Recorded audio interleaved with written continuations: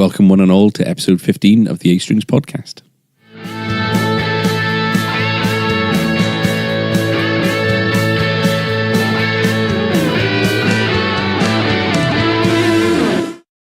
Welcome, Adam. Hello. Greetings, Tom. Hello. We okay? I'm fine. Good. Tom, you okay? Good. Rattled by yesterday's Game of Thrones? Are you shook, as the kids say? People unhappy. People unhappy at all, from what I gather. Is this just like a non-committal? You can say something without spoiling it. There's no spoilers. You can just say whether you were happy or not. You're being privileged to watch it before everyone else. I was disappointed. A lot of people are saying.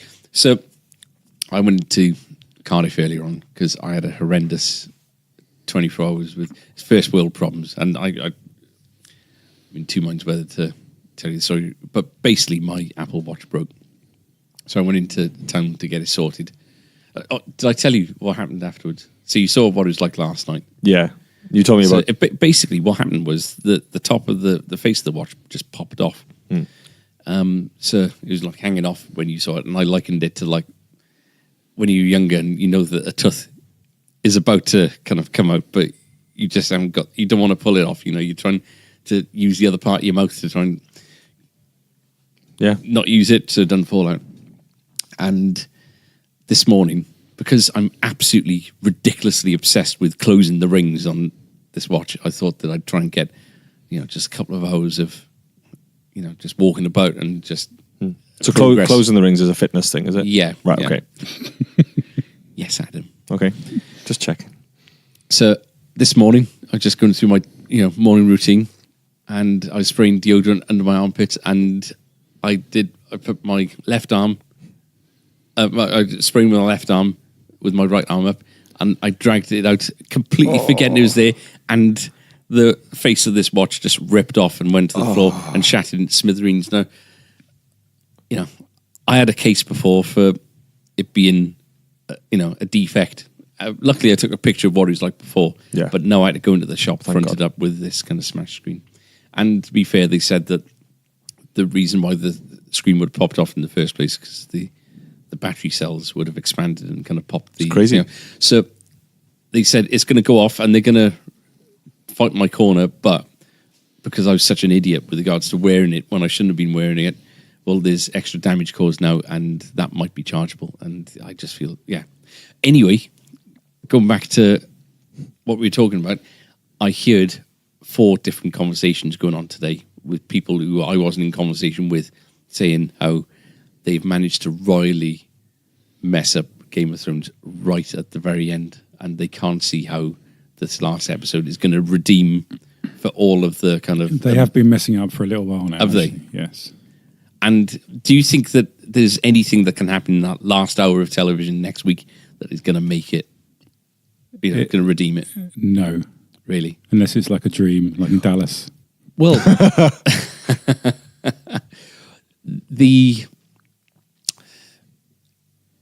I did read somebody saying maybe this is all a dream from like 7 years ago or something like that.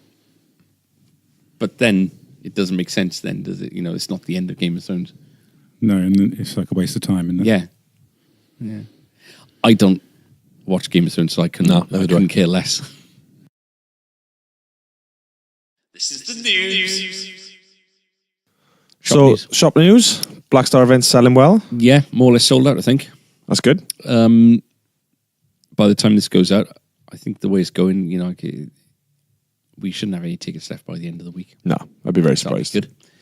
Black Star released the kind of clinic tour poster today. Yeah, a couple more. I thought it was 4 dates, but it's 6 by the looks of it, is it? Yeah, so it's an Anderton's date, then us, then there's 2 guitars, a Dawson's, and then a guitar again. Farewell show, is it, for Dawson's? Meow. I think that we've got the best day in as much as it's a Friday night. Yeah, definitely. We haven't done a Friday night event before, have we? No, they've always been midweeky kind of things, haven't they? Yeah. If you can hear some low-level kind of bass going on in the background, we've changed location for this for this episode for reasons that will become clear later on. And it seems that we can hear the tanning shop next door even more than we can at the front. Yeah, so in our normal location, which is the video room, Which is literally like 5 meters yeah, just the other way. It's not far. Yeah, we seem to have less. There isn't actually a bed, is there, right at the front of the shop? No. So yeah, we're right amongst the tanners. We were thinking of going on location, as we mentioned a couple of... Yeah, bags were packed as well. It was good. Yeah. Looking forward to sitting in a deck chair and You're so resentful. sipping a margarita. Yeah. Well, no, Never had a margarita. we'll get sorted with some exotic locations. Trathlin. The Common. Massacoid. Yeah. No, we will get out and about because there's a couple of reasons. One, to do with the feature, but also it's so damn hot in that front room. Yeah. Tom comes out just looking dishevelled. He looks like what was that? A Wurzel Gummidge. Hair everywhere, ruddy cheeked. Just because you've had a haircut.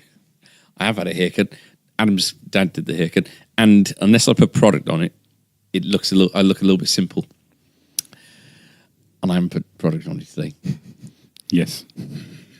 Have you all been taking the mick of me then? No. Because your hair's great, Tom. Right, let's not resort to petty insults. So Black Star event, that was good. Yeah. We just got, today we put the first of the ukulele videos up. Yeah. At last. Not being funny, but, this process was meant to save us time. 6 weeks on, and we just put the first video up. So it was a good video. Nice and concise. Very different in style to your type of video ad. Yeah. And I think that it's aimed at a different kind of beast, really, isn't it?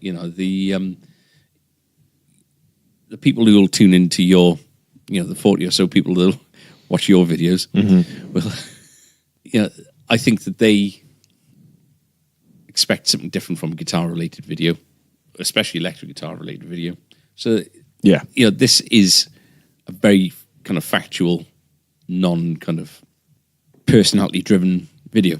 Yeah. I think that the guitar-based ones, because there's so many big entertainment channels now, like Anderson's and the Pedal Show and things like that are entertainment as well as factual. You've got to be. Yeah. Because you'll get lost. Whereas I think the folk market, at least at the moment... It does seem to be a more no-nonsense kind of market, doesn't it? Yeah. They want to know what they're getting. They don't want to be sold a story in the same way that, I think guitarists like to be romanced. Yeah. And buying into a bit of heritage and history is a big part of that, which is why, the big dozen or so manufacturers rule the market. Mm-hmm. Yeah, exactly. The 5 or 10 or whatever it is, the top 10 manufacturers, I imagine, will account for something like 85% of the market.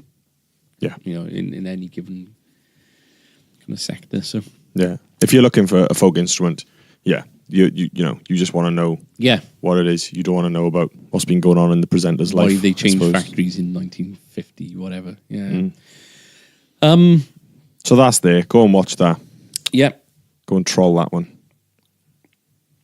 Quite a cool little thing popped up on Facebook yesterday.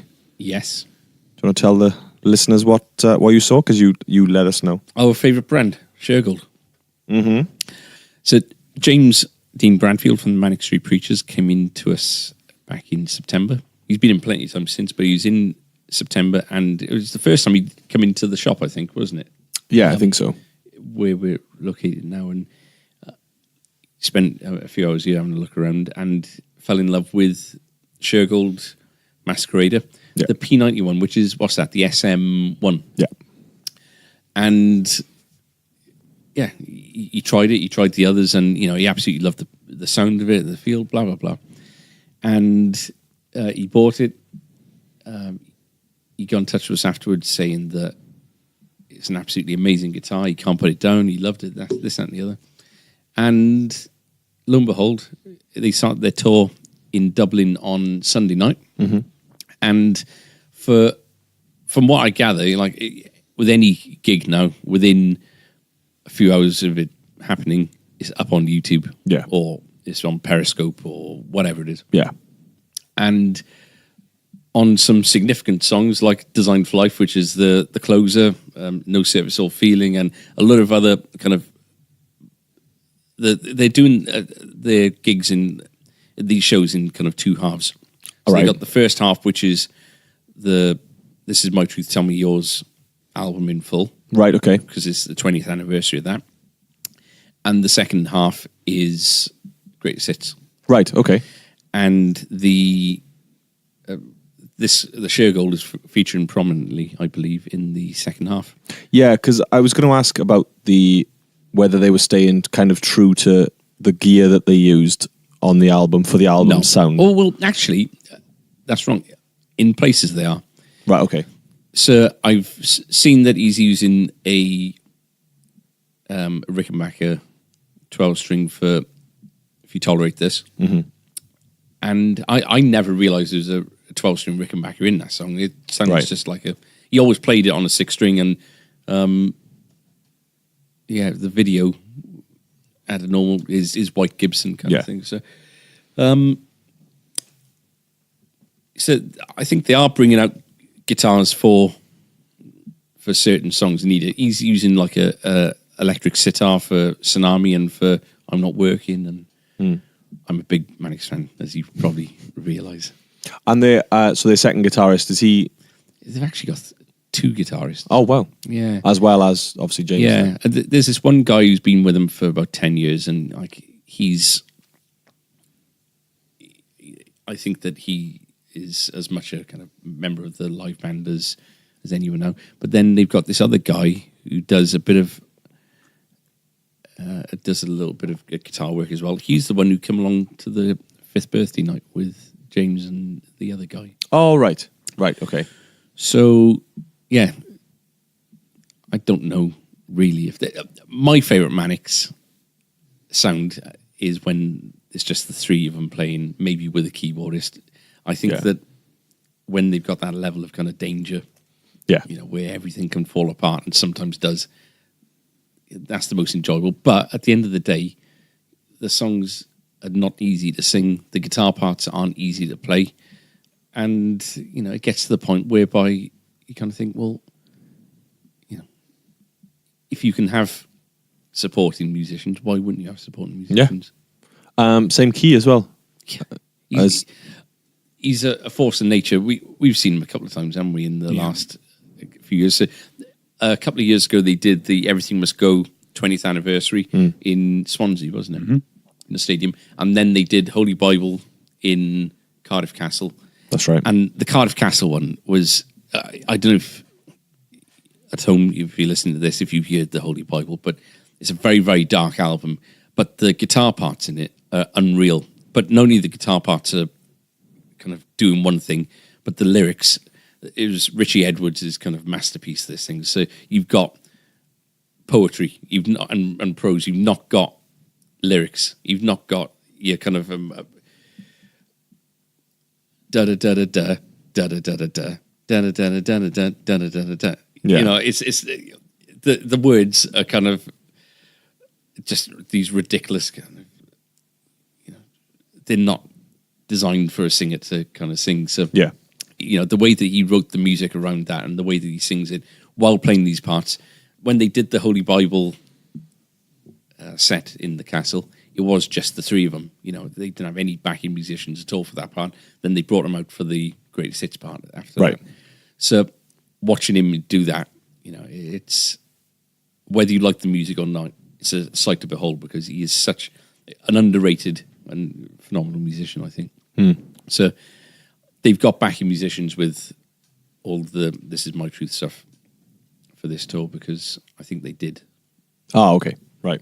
They certainly had a keyboardist, but it's one of those albums that is quite layered, so I think they need the extra musicians for that. Yeah, because they've got that kind of signature sound with all the strings, haven't they? Yeah. That's a very Mannix kind of sound. Yeah. So is that kind of where all that stuff started coming in, or was it there earlier? Everything Must Go was where they started really getting doing the strings and stuff. thing. But yeah, This Is My Truth was nowhere near as heavy, but you had lots of different sounds going on and stuff. Yeah. But the vocals in that album are probably the best vocals he's ever done, because the range on the guy, phenomenal, in full voice as well. Yeah. Doesn't need to go falsetto. James using an A-strings Shergold was very nice to see. Yeah, and we've had the Shergold guys contact us already saying, "Oh, fantastic, thank you very much. And can you get one of these, put one of these in his hands as well?" And yeah, I said to him earlier, I said, I've never known anybody turn down a free guitar. So. But they've got that new... Which one do they want to give him? The Provocateur. Provocateur. Which is like the single cut looking thing, isn't it? Yeah. There's,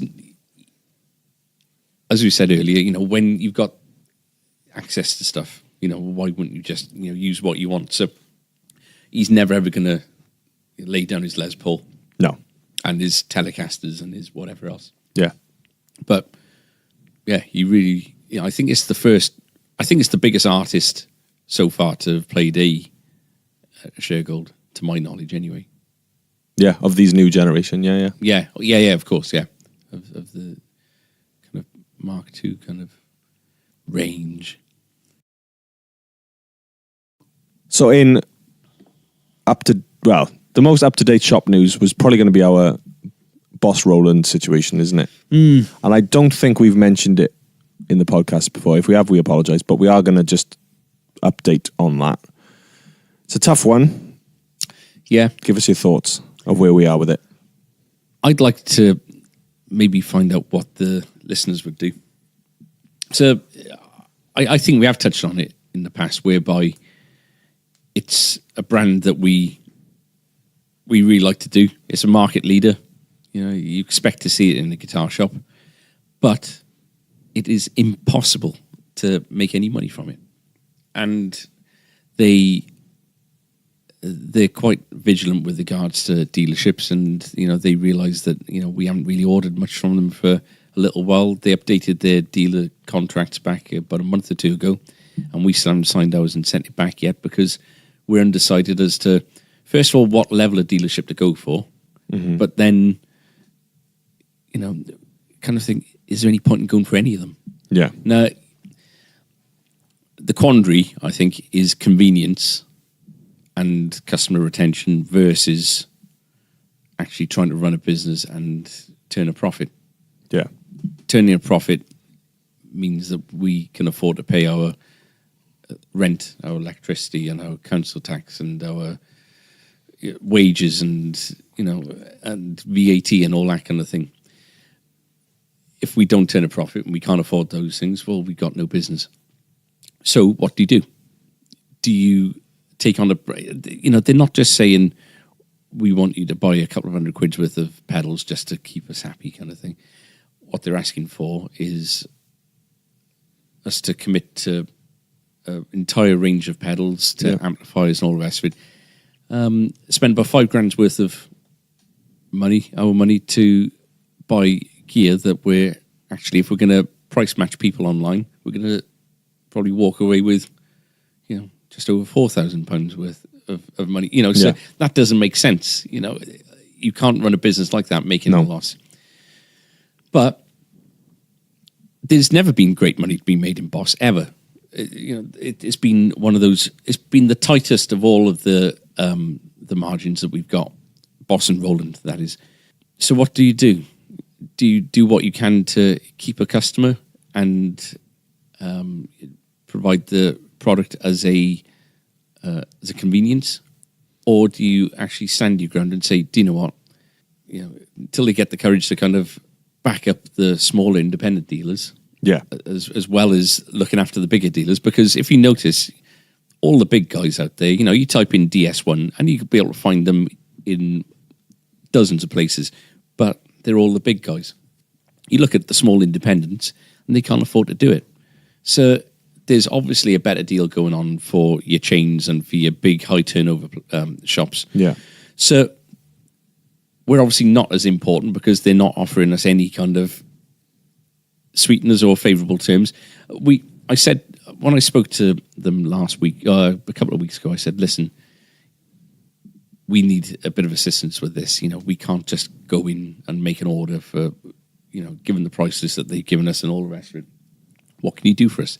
So the suggestion was to double the order. So as opposed to it being a £5,000 order, make it a £10,000 order. And on the doublers that we're getting, on the extras, they'll give us 10% off that. So basically 5% off the entire order. But they've got £10,000 off us instead of £5,000. So again, that 5% is not going to make up for the amount that we're going to lose. No. Through buying their product. So what would I be gutted not to stock in the shop? Things like DS ones, there's 100 different distortion pedals out there that does a better job for the same kind of price. Yeah. So I'm not bothered about that. Tuners, we got better tuners. I've always said, even when we've done Boss, we got better tuners. There are certain pedals out there that Boss are renowned for, and they do really, really well, better than anyone else, really. Or maybe they were the first ones to do it. So things like the Wazacraft C2s, where you got the C1 function, you're not going to get that from anything else. So, that'll be something we'd lose. They've got fantastic, the DD3s and DD7s, they've got, they're a staple bread and butter product. Yeah. More than anything, the RC3 and 30. With regards to loopers, they're the most well-known, well-branded, and easiest to sell. In as much as people come in asking, have we got a Boss looper? You say, yeah, there it is. It's that easy. Amp-wise, the Katana 50s especially, amazing amplifiers. Yeah. Just because we're down on the brand because we're not getting what we need from them, it doesn't mean that we're so blinkered to think that they're crap. They're absolutely not. It's a brilliant brand, and the Katana is an absolute. It's just a go-to amp, isn't it? People have £200 seems to be a mental kind of price point with regards to. They've either had a not so good amplifier that's been part of a pack, and they want to upgrade. They want to get effects and this, that, and the other, or they've got something like an old Line 6 and they want something that's going to be current. And the 199 price point on those really we've sold dozens and dozens of them, haven't we? Yeah. They're your favourite amp in that category. Personally, I've preferred the GT40 because, stereo speakers and this, that, and the other, but it is a brilliant, brilliant amplifier. So I'd miss that. So why can't we just do those and nothing else? Because they want a commitment from us. They want, if we can only do the Katana 50s if we also do Katana 100s and the cubes and street cubes, all of which are trashed online and we can't make a profit on.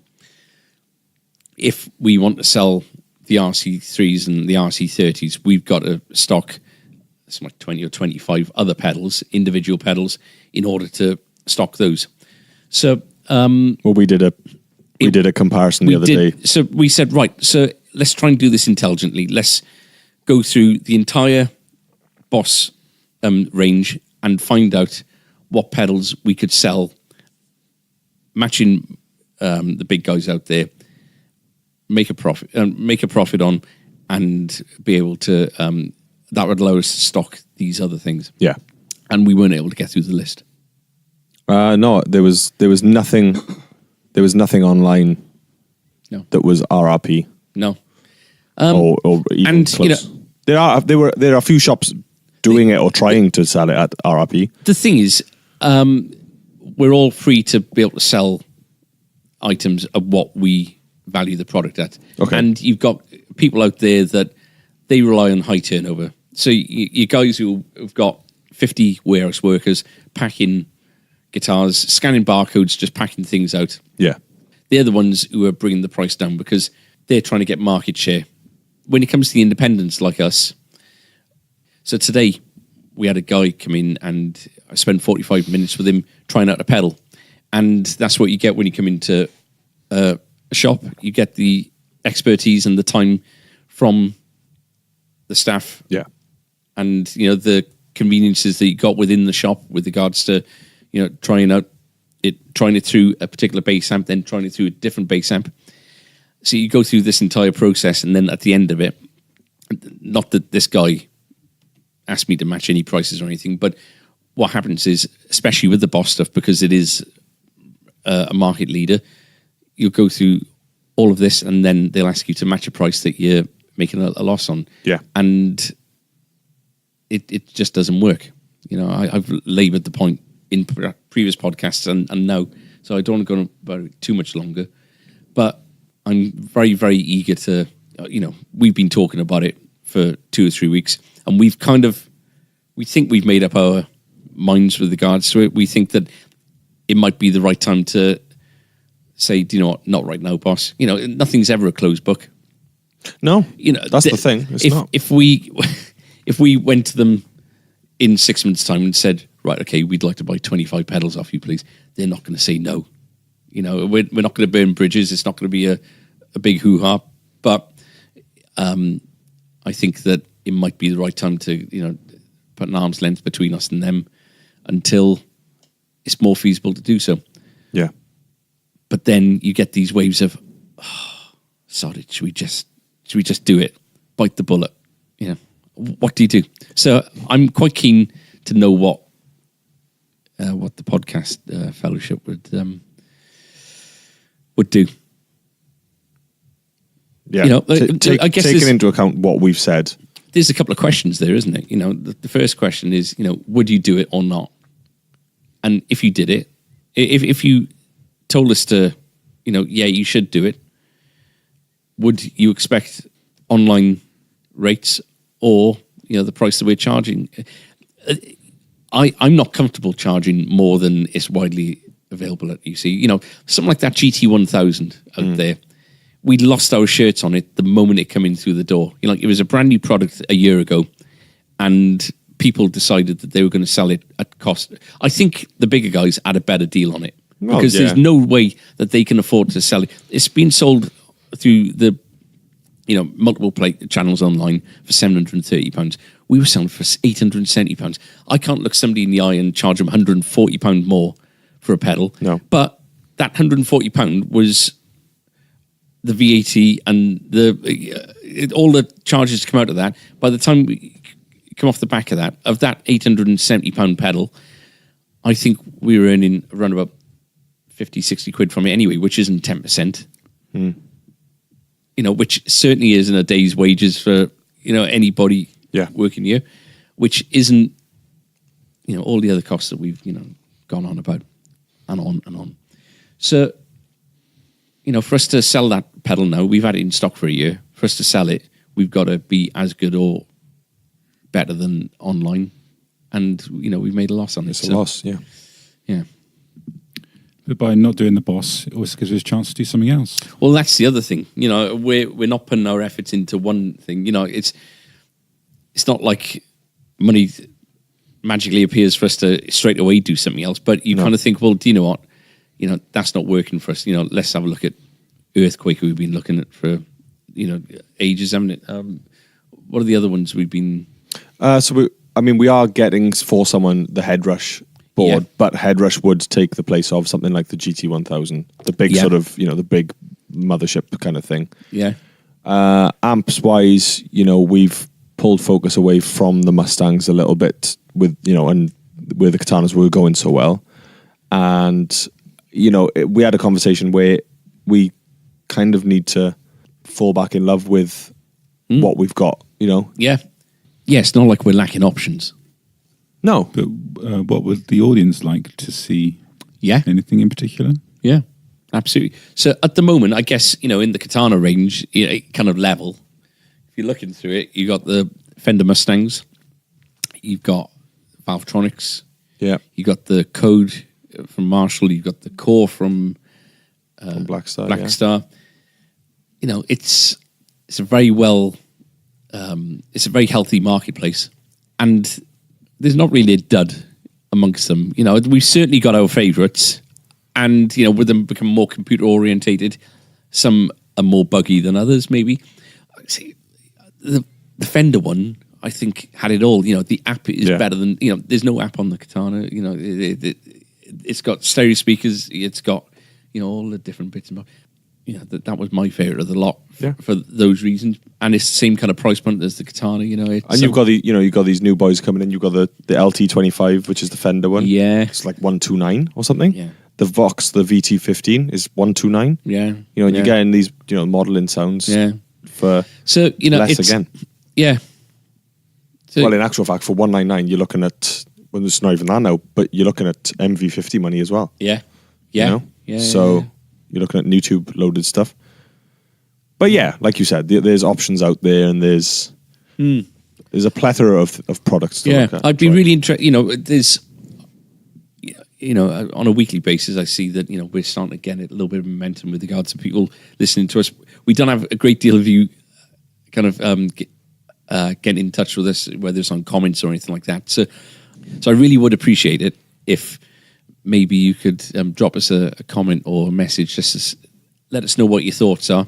And, we will take your comments into deep consideration. And yeah, we have a biscuit. You can have a biscuit. I think I'm going to have to pass. It's time for Biscuit News!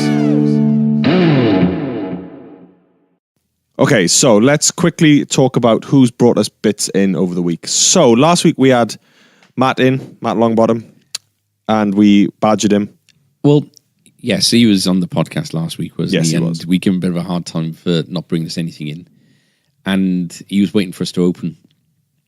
And he's parked out there, and then all of a sudden he realised he'd forgotten biscuits, so he went down to Sainsbury's. And I got to say, he made a bit of a big deal over just a standard pack of biscuits that we've had a few times. Not rubbishing Matt. Sainsbury's oat and raisin cookies. Yeah, they were nice. Yeah. They were great. But, he was talking about them like they're these kind of amazing, kind of mystical biscuits that have been...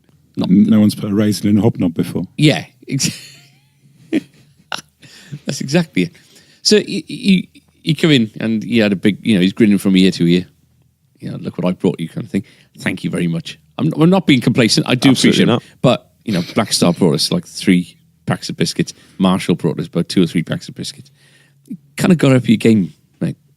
So anyway, thank you, Matt. They were lovely. Yeah, thanks, man. Tick the box, thank Matt. Yeah. There we go. Box ticker, Matt. That'll wind him up. That'll really wind him up. Leave that in. And it'll delight his colleagues.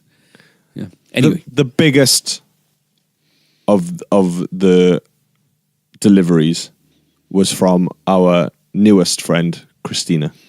So Christina Reeves fell in love with a guild, and the size of her heart can only be compared to the gesture of bringing in such a wonderful array of biscuits.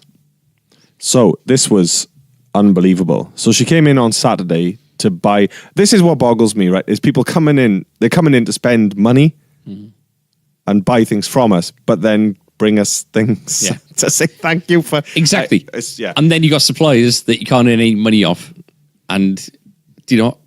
We haven't seen a boss rep for a year and a half. Yeah. And even then, I don't think there were biscuits. Don't think so. I don't think so. A big game, Roland.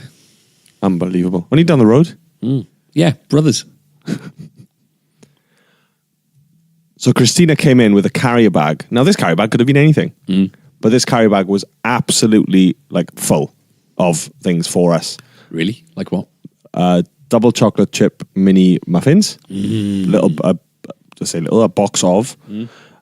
We've got a tin of biscuits, which are just over to my right, which I'm not sure what they are, but that's a fancy tin of biscuits right there. Yeah. And there was a box of Tunnocks. Tunnocks tea cakes. And I had to hide the last one so that Glyn had one, because there was only one left yesterday, and I wanted to make sure he got one, so I hid it. I didn't have one. Well, this was the dilemma. I rung Tom and I said, Oh, hang on. The dilemma being, how many did you have? one. No, How many did you have? One. How many did you have? One. How many did you have? One. How many did Tristan have? 4. Well, no, it would have been, it would have been 3 then. No, it would be Well, 3. Chris. Oh, wow, okay. Oh, so maybe Chris had one. Chris. Okay, so Tristan had 2, Chris had 1, you 2 had 1. One each, yeah. But so this was the dilemma, and I rung Tom today saying, I've hidden a Tannux, but I can't decide which Morgan to give it to. You chose right, actually. And actually, his face when I showed him, I was like, yeah, I've It's chosen. worth it, isn't it? Yeah. Yeah. I'm fired. You just blamed it on me. You've had that wide-eyed, sugary look on you for the last few days. Christina, thank you. So I've got a bit of a plan for next week. You what, sorry? I've got a bit of a plan for next week. What? We should do Biscuits-wise. healthy snack news. So we all have to bring in a healthy snack. I don't like celery, so don't. Well- just from the outset, well, I won't eat any celery. I do like celery. You like celery? Yeah. Oh, just smell that. I'm not editing you sitting there crunching celery like a rabbit. That's just not happening. But we'll all bring in a healthy snack. Seriously, smell that. It's dreamlike. Now can I smell the biscuits? Thomas, I've got another bit of shop news. So in the midst of biscuit news, we have a Yeah. breaking news. I had a text from Pete Moundrin earlier on, Okay. and he said, Brian May at the Queen said you can borrow our old case for the shop. You'll need a van. So we've had confirmation we're going to be getting one of the old Queen fly cases for the shop. Nice. But should we tell them about the video series we're going to have a go at doing? Yes. Yeah, I think so. So it seems the more specific and kind of geeky the videos we do, the better the viewership, and I think it's more interesting maybe than they are. You know, so with things like the Wilkinson pickup / pickup swap, Yeah. the trem or no trem video, and the MV50 Brian May ones we've done. Yeah. They were very good. They've all gained a lot of a lot of interest. Yeah. So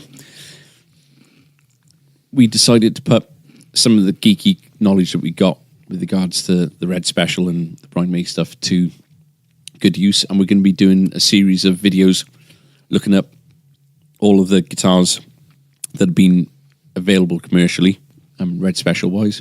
I think it'll be probably like an ongoing thing.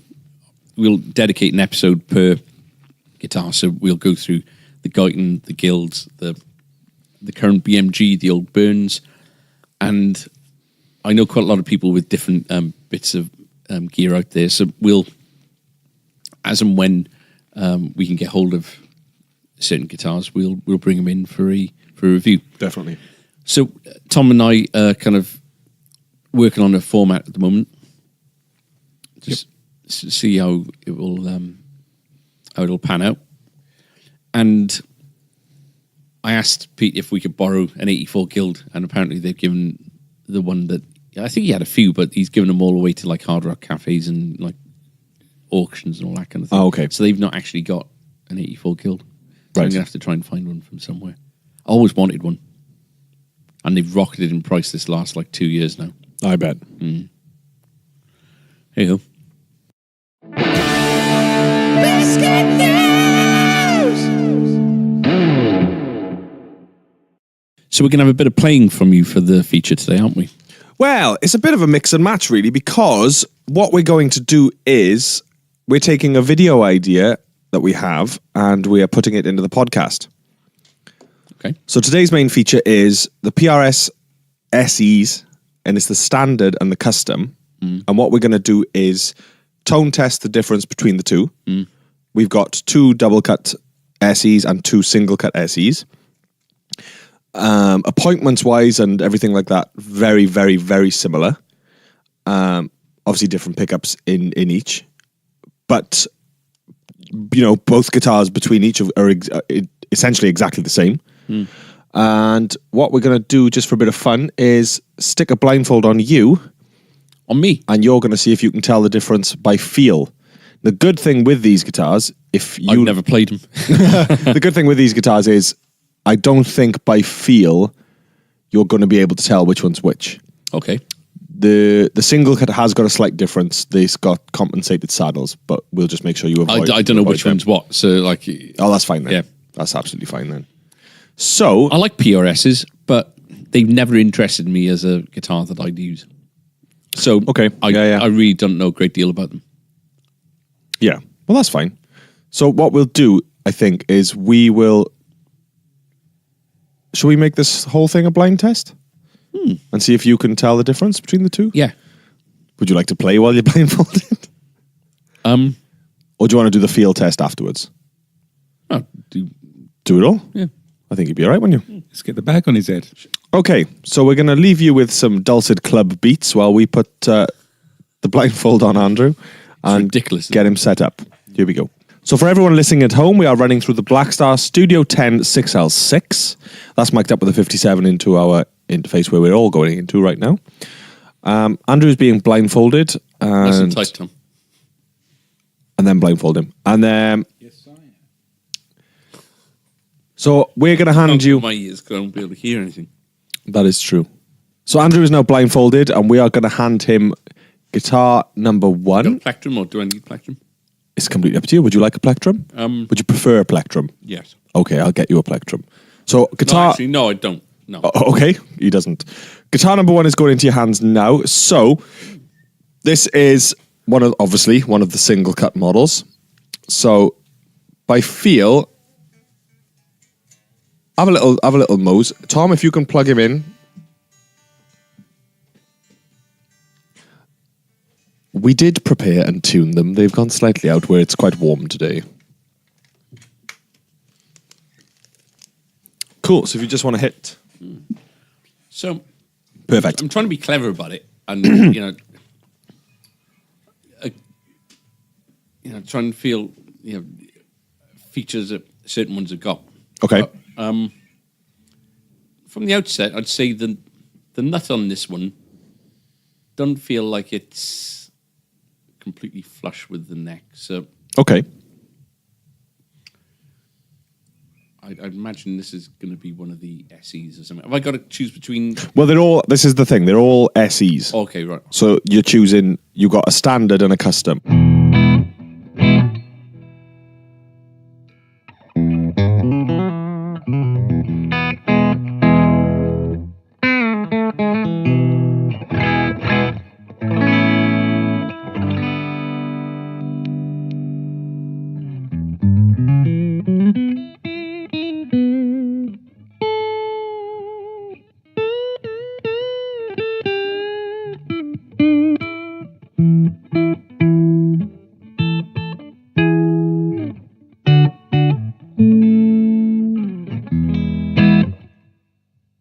So there's no push pulls or anything like that on the single cuts. So it's just your three positions. Okay. So you don't have to make a guess yet, because obviously you haven't felt the other one to compare. So that is single cut one. Tom, if you can pass him single cut two. So just tell the listeners what you're doing, because you're having a bit of a fondle. Yeah. So first thing I'm checking is the nut. This one is better fit. It feels.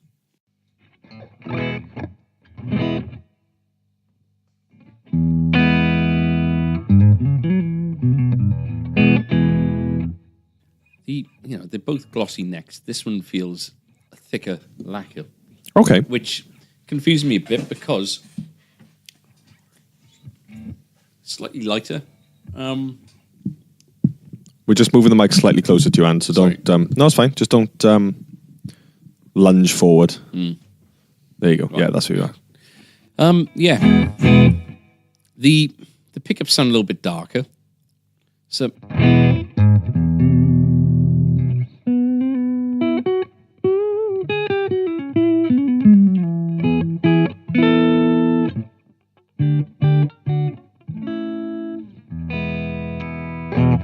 doesn't seem to be the clarity that the other ones had. It sounds a bit kind of duller, this one. So bit confused because it doesn't sound as good as the other one, but the nut feels a bit tidier. Okay. The lacquer feels thicker, which leads me to believe that it might be the standard as opposed to the custom. Right, okay. So you're saying that the guitar... So you're saying that the guitar one was the custom, and Yeah. guitar two is the standard, yeah?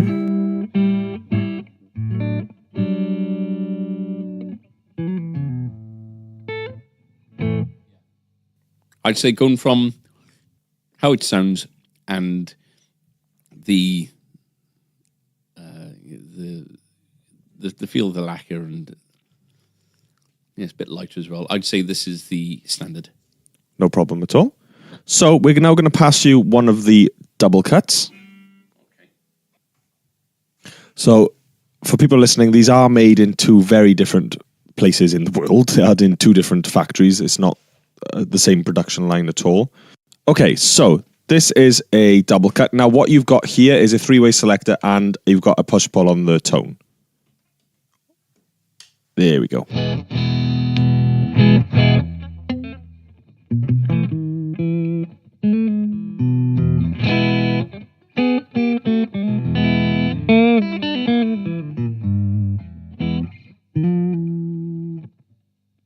Thoughts, feels-wise? If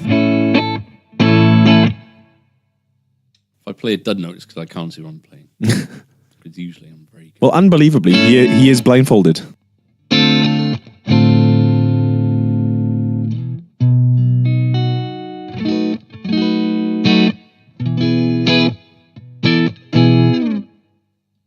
Again, you got a thick kind of lacquer on this.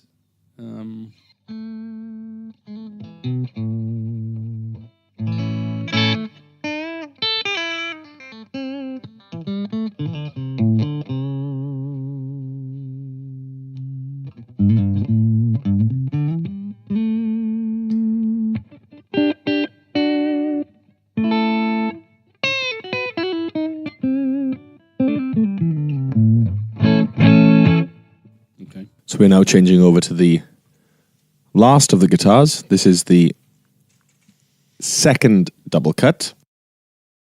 Okay, so this is the second. Thoughts on the feel? I'm just distracted. This sounds nicer.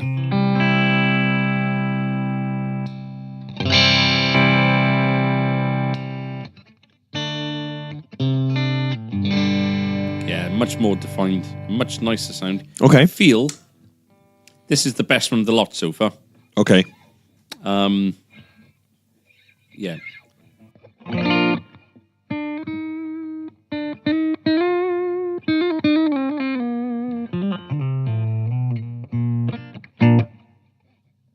Playing in B flat. Yeah, this one feels the neatest. It feels the best setup so far. Okay. Heavier than the last one, definitely. Right. I'd say this is the custom. The other one was the standard. Lovely job. So, Tom, do you want to take that one away? Got it? Yep. And if you leave your blindfold on, just while we put things back. There we go. You may remove your blindfold.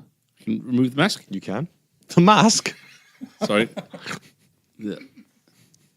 Yeah, you can unzip the mouth and take the mask off. Okay. Let that one slip. So,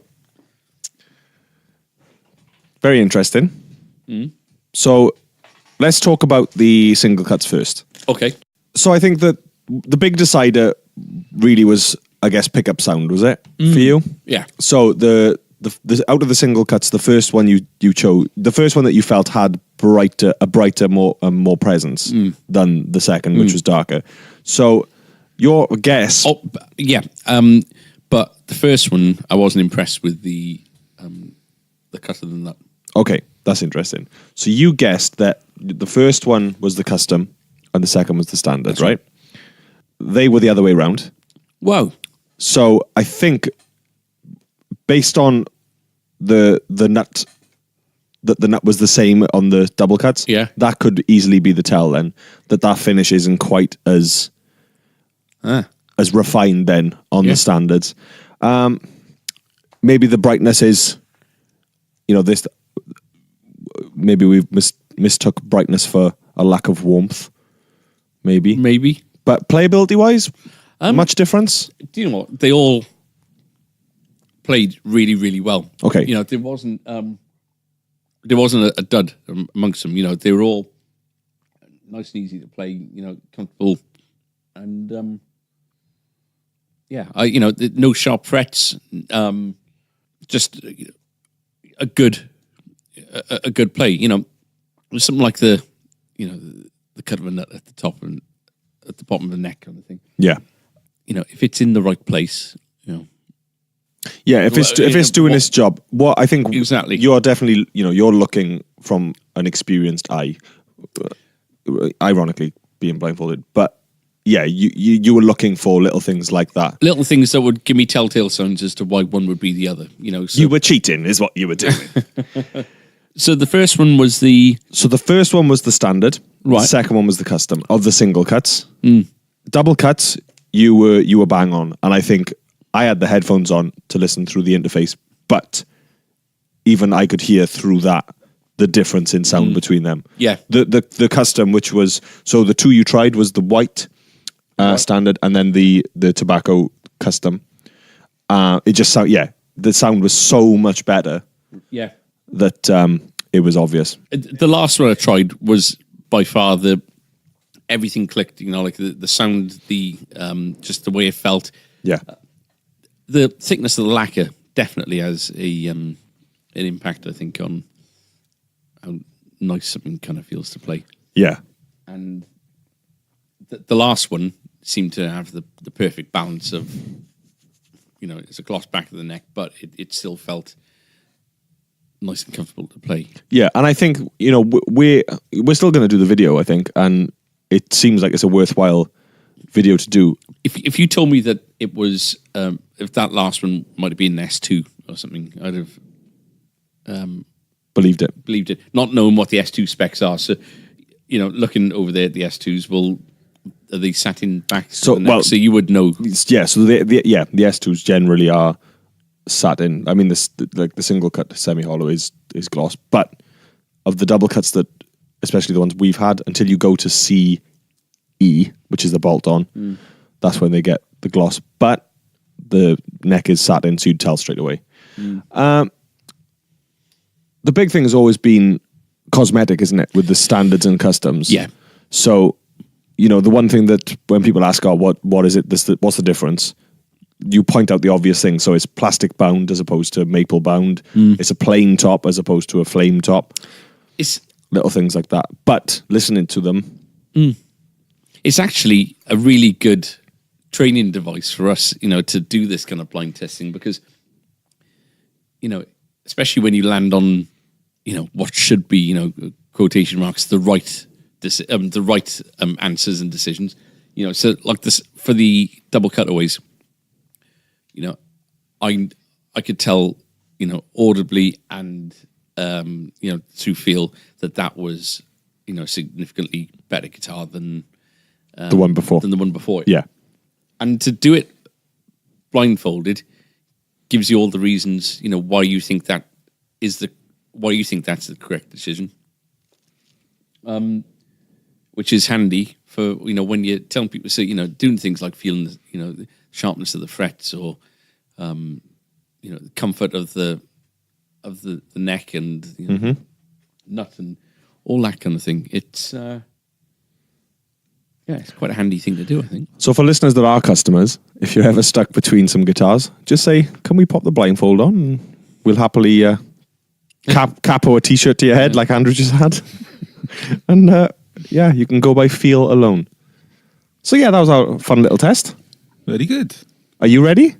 Can we do wine next week? We blind test wine.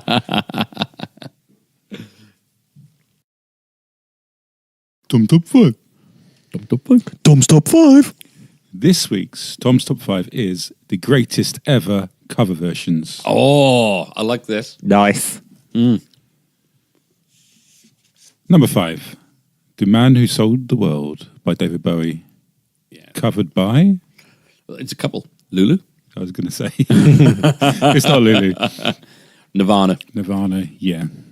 It was an amazing cover. Yeah. It's amazing in that Unplugged album how many songs are covers that they did. Right. Jesus Don't Want Me for Sunbeam and It was MTV thing, wasn't it? So it was MTV Unplugged. And Yes. then they released the album. that's right. Yeah. So they did a couple of songs with the Meat Puppets. and then the last one was a Lead Belly song, Right. which My Girl, isn't it? Which is brilliant. Yeah. But it goes to show that, songs are part of it, but it's the artist's Do you think interpretation. it's quite an unexpected song for them to do, Man Who Sold the World? Yeah, it really is. Bowie was quite surprised that they did it. Really? And he was delighted about it as well. I bet he was. Do you like Nirvana? Yeah. Yeah. Funny enough, it's one of the bands that my dad really liked as well. And my dad. Yeah. It's funny, isn't it? Yeah. That Unplugged album, anybody can get into that. And I defy anybody to say it's not, just an amazing album. Yeah. How long before he died was it recorded? Because I think It was 93 that they did the MTV thing, so it wasn't long. I think they released it after he died, didn't they? I watched the Lulu one today. It's actually quite good. It's a good cover. The Lulu one is a good cover. Yeah. And I read a comment underneath, and this is a comment. Bowie played sax, sings backing vocals, and was shagging her at the time. Bravo. I do not endorse this comment. I just repeat it. That's amazing. Number 4, Hallelujah by Leonard Cohen. Oh. Covered by Ad nauseum. Jeff Buckley. Yeah. And Alexandra Burke. And yeah, Rufus Wainwright. Yeah. Katie Lang. I was going to play a little game, so we'll go back to number 5, Menace of the World. Do you prefer the original or the cover? Don't even ask me that question. I prefer the cover. I prefer the original. And I prefer Lulu's. There we are. That's all three. Okay, so Hallelujah, do you prefer the original or the cover? Which is interesting because their voices are so different. Yeah. I really like the guitar sound in Jeff Buckley's Hallelujah. Yeah. I think it's And an his voice, amazing his voice guitar is sound. amazing as well. Yeah. I prefer the Leonard Cohen one. I prefer the Leonard Cohen one. Yeah, I think that there's the unpolished kind of. You believe the words a lot more. I think it's like the fact that there's a melody associated with it is almost an afterthought. It's you can almost hear his heart coming through it. I think. So, Yeah, and I think it's songs like that and the other song that I think of in that style that it changes the complete thing of the song is Perfect Day. Because you remember there was that big and comic actually, relief one. Is that part of the? Is that what you No. know? Right. The BBC version's brilliant. Was that the comic relief one? Yeah. It's Was it comic relief? Something like that, wasn't it? Or Children Yeah, I in think it was Need. Or, advert children. thing. Yeah. I don't know. Yeah, it was just an advert thing, I think. Yeah, but I prefer because I've got so many different artists doing it, and they've all. They must have all sung the song from start to finish, I think, and they just selected the lines. probably. But it's that, and it completely changes the whole thing of the song. Yeah. The whole feel of the song and the meaning of the song. Because you get somebody singing the line, and it sounds. You think, oh, that's amazing. Then you get somebody else singing the next line. You think, oh, what a dick. Yeah. So, yeah, I thought that was good. Number 3, Yeah. Hurt by 9 Inch Nails. Yeah. Covered by Johnny Cash. I don't know the 9 Inch Nails version, so I'd have to say the Johnny Cash version. But the marriage of words, the tune and the image is that The you video, see, yeah.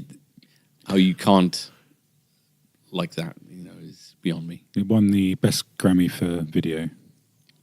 I think the cover is better than the original. I think so too, but I think the original's great. Yeah. Yeah. Number 2, All Along the Watchtower by Bob Dylan. Covered by Hendrix. Jimi Hendrix Experience. I've never liked the song. I'm not a big fan of the song. The redeeming part of the song is the guitar solo by Jimi Hendrix. So I'd say Jimi Hendrix because of the guitar solo, but I don't like the song. I growing up, I always knew it as a Hendrix song. I think it's one of them interesting ones where people know more famously for the cover version. Yeah. I have heard the Dylan one, but yeah, like you, it's the guitar work, and it's. And I agree. Jimi Hendrix. Number 1, Respect by Otis Redding. Covered by Aretha Franklin. exactly the same as the last one. Everyone knows the Yeah. Aretha version. Yeah. So And Aretha, is just, brilliant. if not the best voice ever, certainly very close to. Yeah. Yeah. So yeah, I just recorded it in 1965. It was a hit for Aretha in 1967. Yeah. So it wasn't long after. No. Some honourable mentions. Have you got any honourable mentions? Or I think Knocking on Heaven's Door. Yeah, That was, I that's one we picked had that. on the list, yeah. So that's Dylan, but also you got the Guns N' Roses one, Double Neck, Yeah. and everything that goes with the excessive kind of thing the excessive thing that Guns N' Roses does. But the Clapton version, which is kind of reggae-ish, isn't it? Yeah. It's offbeat and it's that's pants. But it's amazing how an interpretation of a song can be. Yeah. The list goes on and on and on. Yeah. But in our world, there are only 5. And it's Tom's top 5. Dub, dub, boy.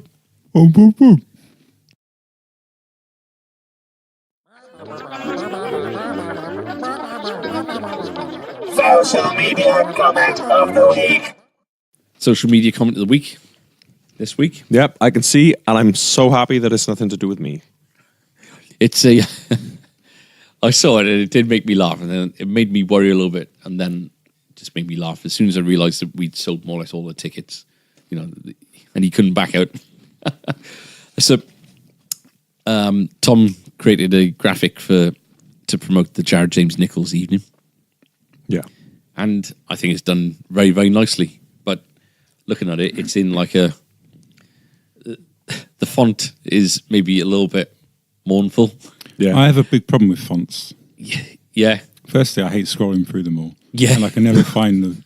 So whatever's closest to the top, it's safe to say that don't look past the area. Anyway, explain what it is first. So it's got Jared. The font is quite mournful, like I say. Almost. You'd see it on the obituary of a... You'd see it on a gravestone. You would. It's It looks chiseled. It's not spooky. No. It's just It's got classy. It's got Jared James Nichols, washed in like a halo of light, with his head up to the with sky. his head up, looking up, ready to ascend. and it's got a date underneath, which quite rightly somebody pointed out. His name was Gibson Gaz on Instagram, and he said, "I thought this was an obituary due to the date format." Phew. And I looked at it and I thought, that looks like an obituary. It does. It looks like... We haven't even written clinic or anything. No. We've literally just written his name, a date, and our Is this the logo. thing? Is this a format thing where you're supposed to do the date a certain way Well, for dead people? Well, no, I don't know, because but it does look... he can't have died in the future. No, but it's on. It's quite a dark image, apart from the light that's shining on him, and he's looking up, and it does look like this might be his final show. No, in actual fact, if anything, it's taught us that if something happens to a guitarist that we like, we want to put up a Post, we know the exact font to post. use. We know the exact font and format to use. And we know the man to do it. Same font as all the rest. Good news, though, that we really do need to hammer home is that Jared James Nichols is not dead, and he is going to be appearing live at A Strings on the 31st of May 2019. Be there. Social media comment of the week. So that is it for episode 15. So I've been Adam. I've been Tom. I'm Andrew. Like us on Facebook, follow us on Instagram and Twitter, and subscribe to YouTube. You know what to do. Be there and do it. Leave a comment on any of the platforms that you might be listening to this on, and let us know what you think about our Roland Boss dilemma. Make an educated suggestion, please. With everyone's best interests. Everyone's best interests, yeah. And that is it. So we'll be here next week for episode 16. Sweet 16. Sweet 16, but there'll be And we've nothing never sweet. been kissed. Speak for yourself. We'll see you next week. Bye-bye. Bye. Bye.